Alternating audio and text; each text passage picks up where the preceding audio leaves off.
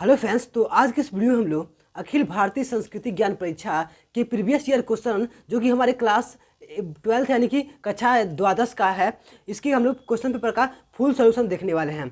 इस question paper के solution के बाद से आपको पूरा आइडिया लग जाएगा कि इस एग्जाम में आपके क्वेश्चन पेपर से कह सकते हैं क्वेश्चन पेपर में किस तरीके से क्वेश्चन पूछे जाते हैं, किस टॉपिक से क्वेश्चन लिए जाते हैं। ठीक है, ये सारे आपको क्लियर हो जाएंगे और साथ ही साथ इसमें पूछे गए जितने भी क्वेश्चन है उनकी काफ़ी अच्छे तरीके से आपकी प्रैक्टिस हो जाएगी। ठीक है, तो चलिए इस क्वेश्चन पेपर का सोल्यूशन हम लोग स्टार्ट करते हैं।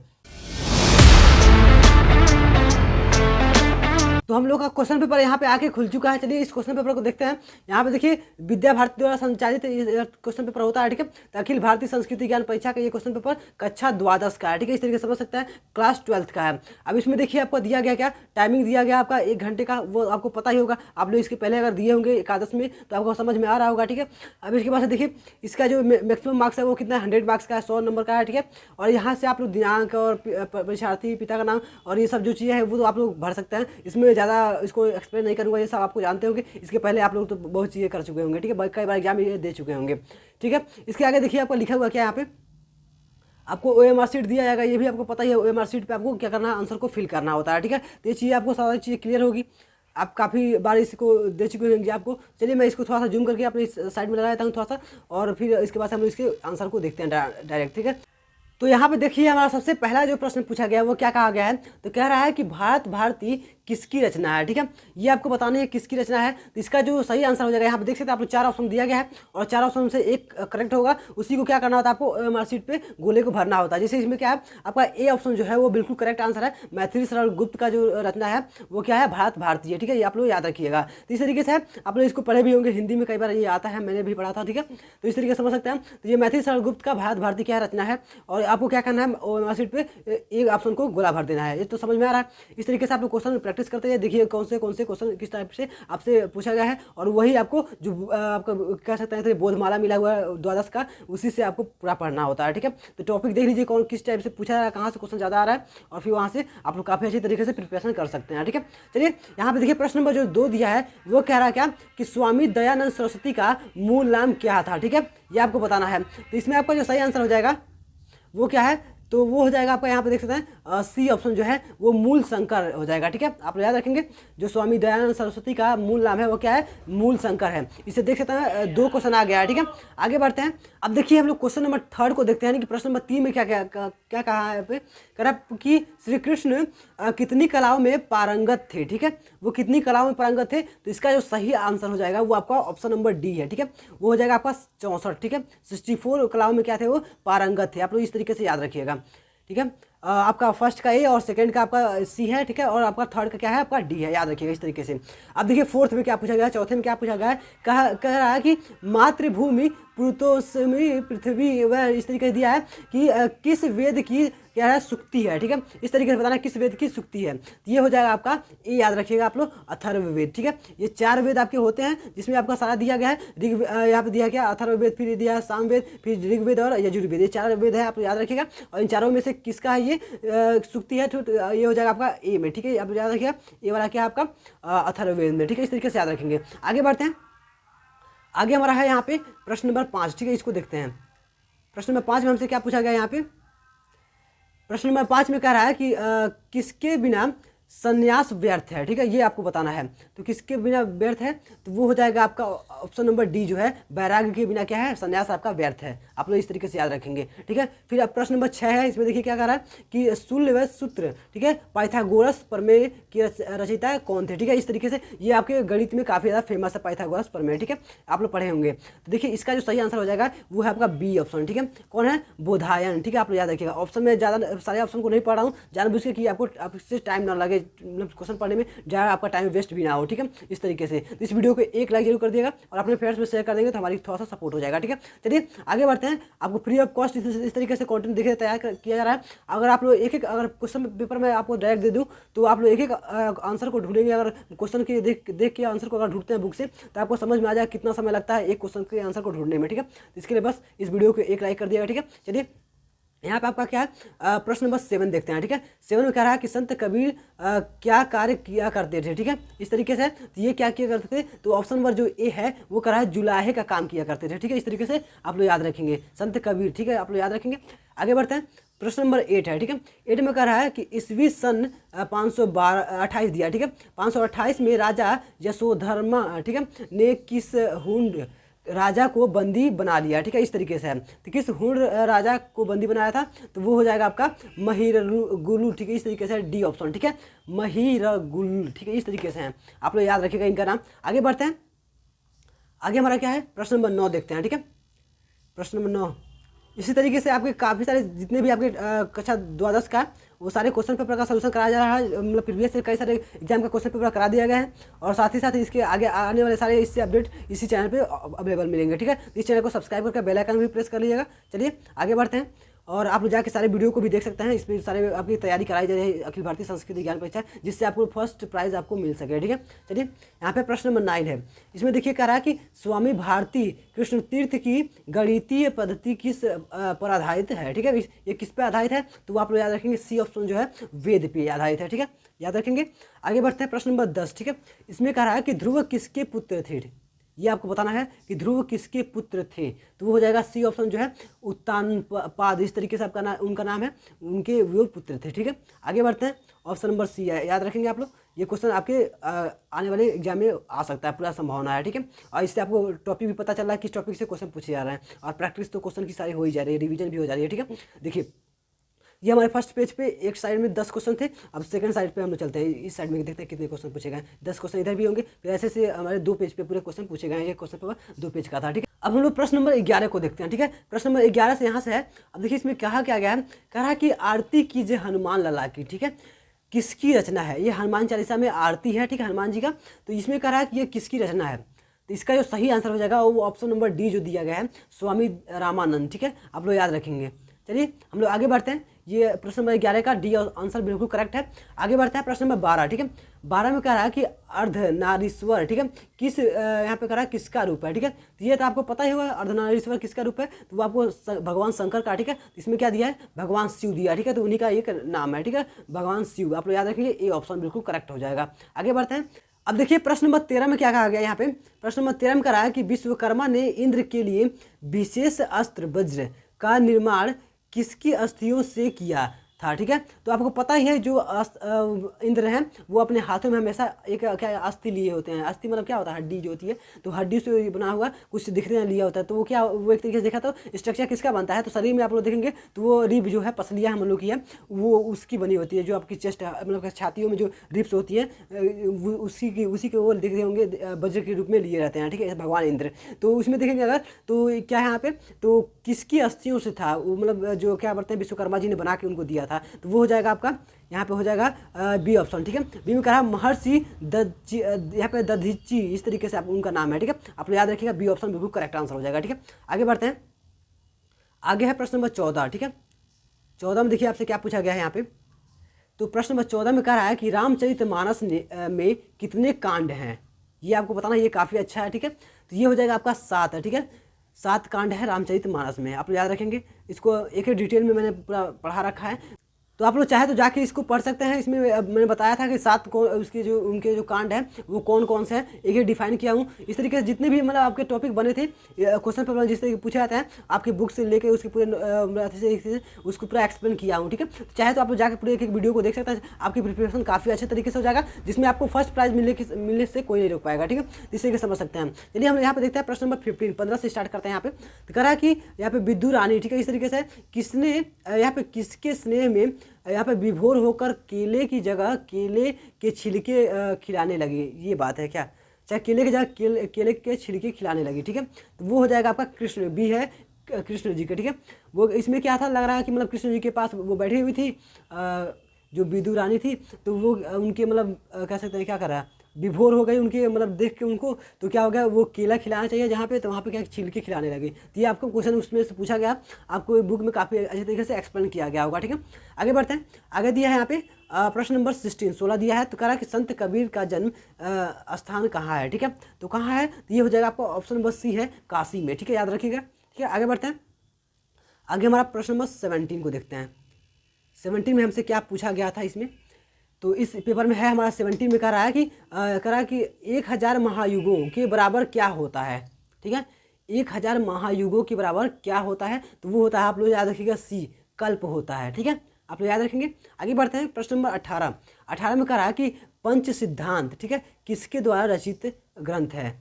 ये आपने काफ़ी बार सुना होगा, हिंदी में भी लगभग मैंने साहित्य में कभी पढ़ा था। ठीक है, तो याद रखिएगा, पंच सिद्धांत किसकी मतलब कह रहा है किसके द्वारा रचित ग्रंथ है, तो वो हो जाएगा आपका ऑप्शन नंबर ए है, वराहमिहिर के द्वारा। ठीक है, याद रखेंगे। ठीक है, वराहमिहिर।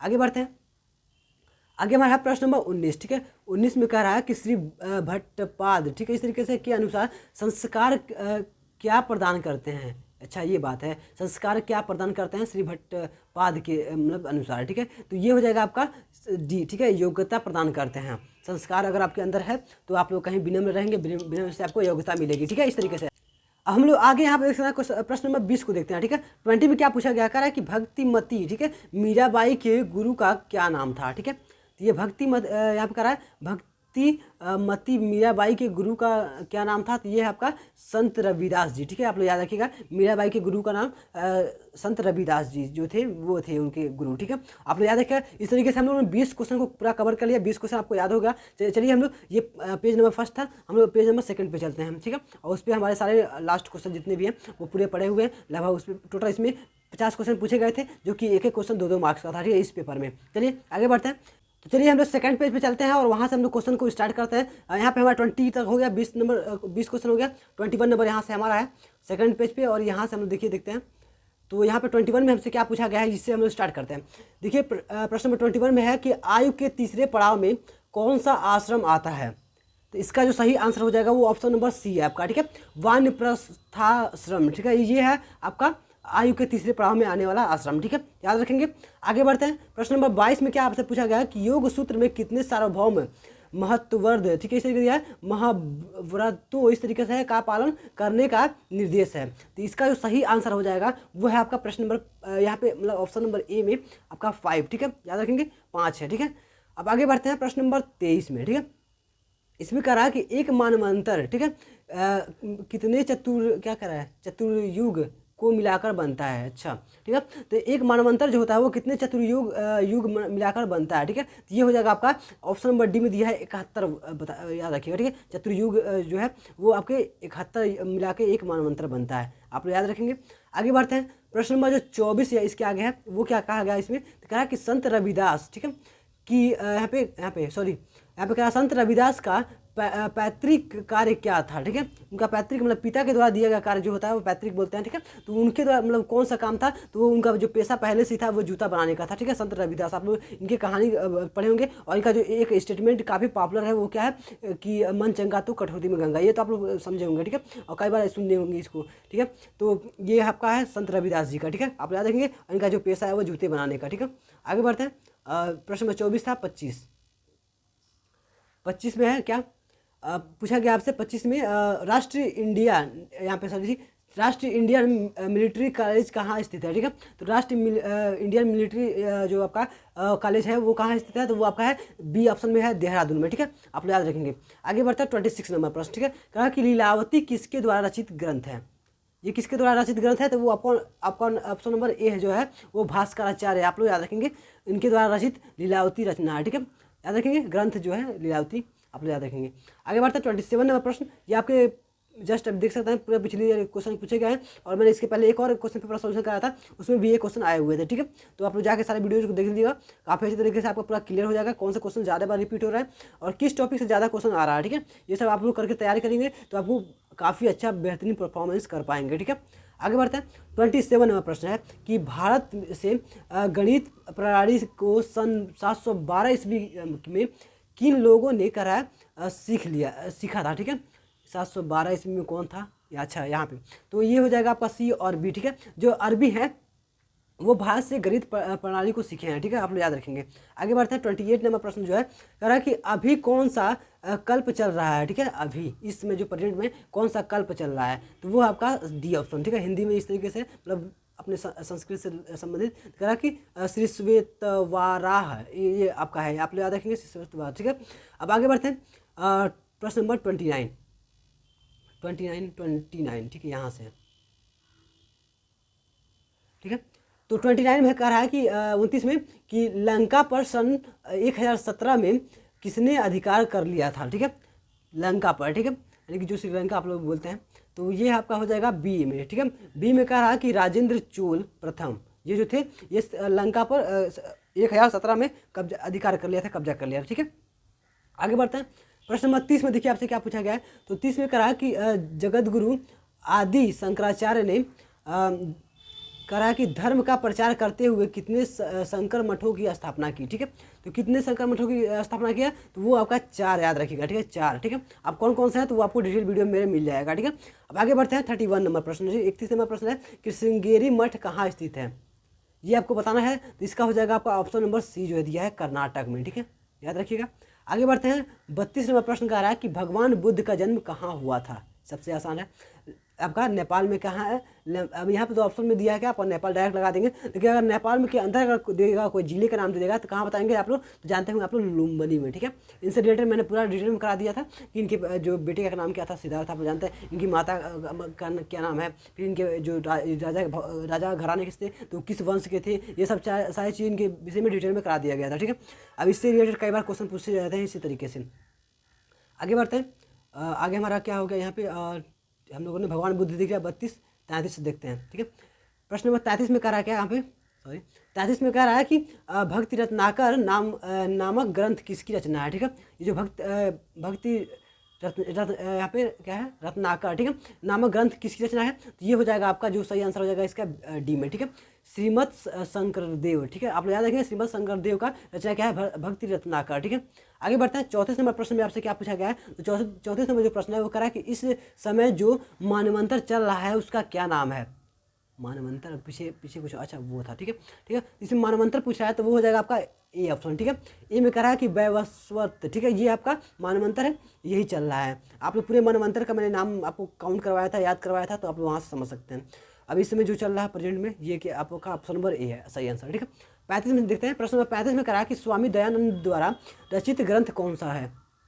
ये आपको बताना है कि स्वामी दयानंद द्वारा रचित ग्रंथ कौन सा है। इसका जो सही आंसर हो जाएगा वो बी है, ठीक है। बी में कह रहा है सत्यार्थ प्रकाश, ठीक है। इस तरीके से चलिए, इस तरीके से हम लोग 35 क्वेश्चन कर लिए। अब सेकंड पेज पे चलते हैं। यहाँ पे एक वीडियो को जरूर लाइक कर दिएगा, ठीक है। यहाँ से देख सकते हैं कितना आप लोगों ने हार्डवर्क करके इस तरीके से कंटेंट तैयार किया है। तो इसके लिए बस एक लाइक आपको करना है और अपने फ्रेंड्स में शेयर कर दिएगा जरूर, ठीक है, जिससे उनके पास भी ये रीच पहुँच सके इस वीडियो का, वो भी इससे काफ़ी ज़्यादा हेल्प ले सकें, ठीक है। आगे बढ़ते हैं। आपसे फ्री ऑफ कॉस्ट में इसीलिए कोई बिना पेड का क्लास चलाया जाएगा, ठीक है, ठीक है। बिना पैसे लिए आपको सारे कंटेंट फ्री में अवेलेबल कराया जा रहा है, ठीक है। देखिए तो मैं यहाँ पे इस साइड में, अब यहाँ से हम लोग स्टार्ट करते हैं। तो यहाँ पे आपका सेकंड पेज के सेकंड साइड में देख सकते हैं आप लोग क्या है, दूसरे तरफ है आपके राइट साइड में, यहाँ पे 36 नंबर क्वेश्चन से स्टार्ट हुआ है, ठीक है। देखिए इस पर क्या कहा गया आपसे, कहा कि कितने महाकल्प, ठीक है, मिलकर यहाँ पे कहा ब्रह्मा का एक वर्ष होता है। अच्छा, वो महाकल्प ब्रह्मा, वो ये यहाँ से रिलेशन, ठीक है।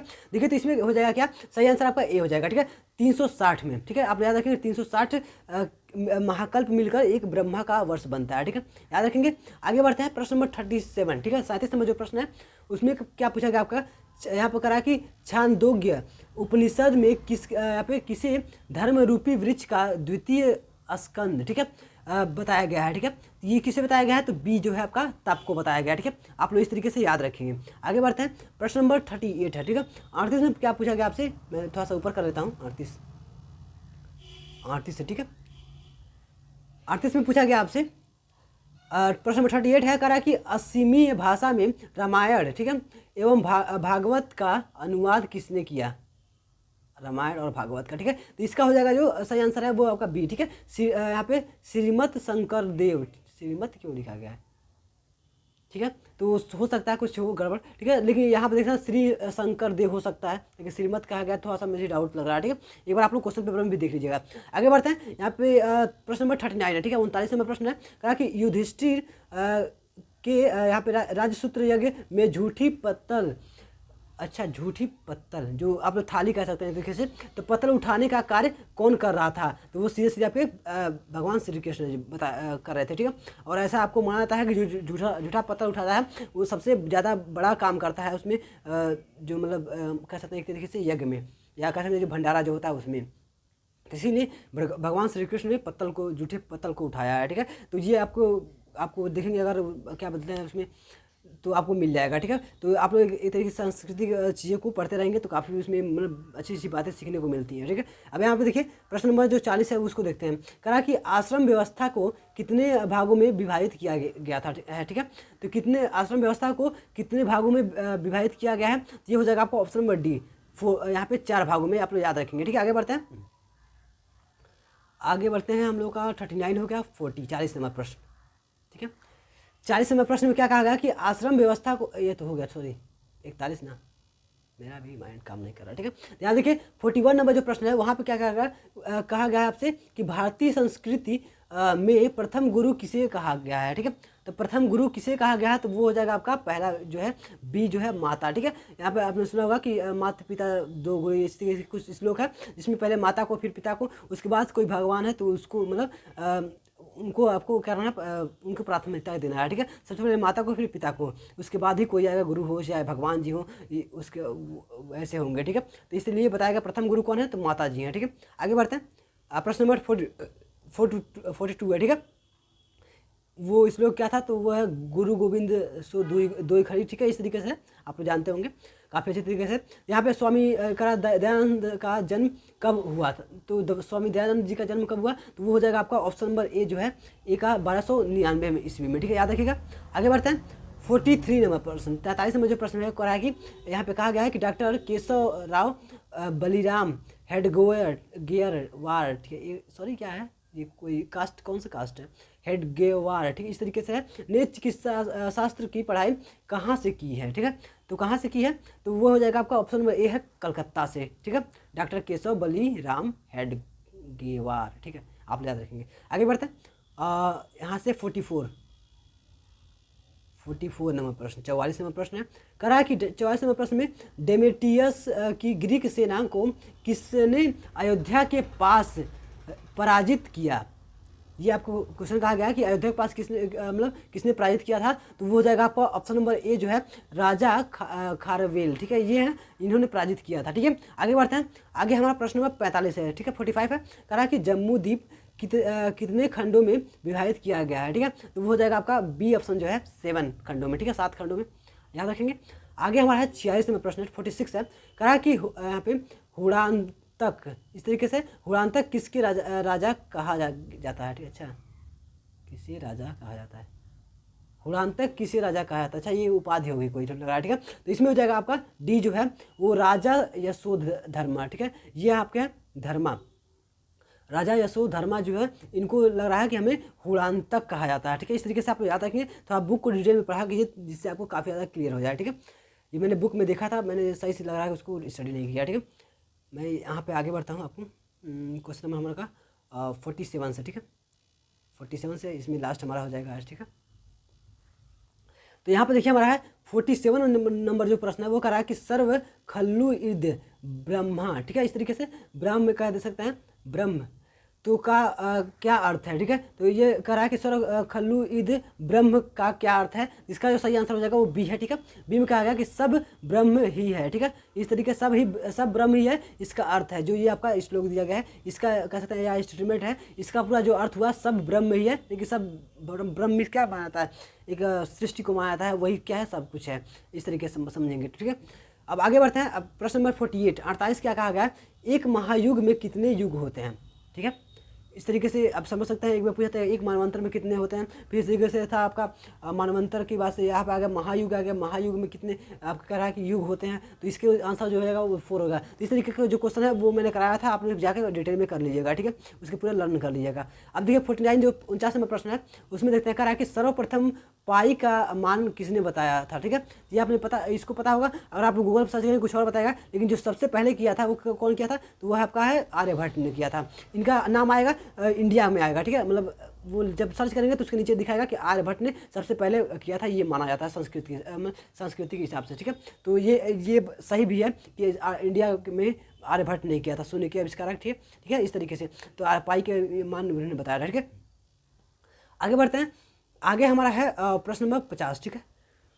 अब इसमें देखिए क्या पूछा गया आपसे, तो कह रहा है कि प्रभु प्रसाद का यहाँ पे सॉरी क्या कहा गया, प्रभु प्रसाद कहाँ के प्रसिद्ध संत थे। ठीक है, तो ये कहाँ के प्रभु प्रसाद कहाँ के संत थे, तो वह हो जाएगा आपका ए ऑप्शन जो है महाराष्ट्र के। ठीक है, तो इस तरीके से हम लोगों ने 50 क्वेश्चन पूरा डिटेल में कंप्लीट कर लिया, इसके पूरे आंसर को देख लिए। अब यहाँ से आपको पूरा डिटेल में कवर हो गया, मतलब क्लियर हो गया होगा किस तरीके से हमसे क्वेश्चन पूछे जाएंगे आपकी इस बार के एग्जाम में। ठीक है, तो एक तरीके से आपका ये मॉडल पेपर हो गया। ठीक है, और प्रीवियस ईयर एग्जाम हो गया कि इस तरीके से आपको बोर्ड से डायरेक्ट क्वेश्चन जो पूछे गए हैं वो समझ गया। और यहाँ पे आपको 50 क्वेश्चन याद भी हो गया होगा, अगर याद था तो रिवीजन हो गया होगा। ठीक है, इस तरीके से। और इसी तरीके के मैंने कई सारे क्वेश्चन पेपर का पूरा रिवीजन कराया है, पूरे मैंने सॉल्व करवाया है। जाके आप लोग चाहे तो वीडियो को सारा देख सकते हैं, और डिटेल कंटेंट जो मैंने तैयार किया है, डिटेल वीडियो को जो एक एक टॉपिक को समझाया हुआ है, तो उसको भी जाके देख सकते हैं। चलिए, तो इस सब चीज़ों के लिए आप लोग इस चैनल को सब्सक्राइब करके बेल आइकन प्रेस कर देगा, और इस वीडियो को एक लाइक जरूर कीजिए, जिससे मुझे एक मोटिवेशन मिल सके, फिर आपको इसी तरीके के कंटेंट आगे तैयार किया जाए। ठीक है, तो चलिए, thanks for watching my video. जय हिंद।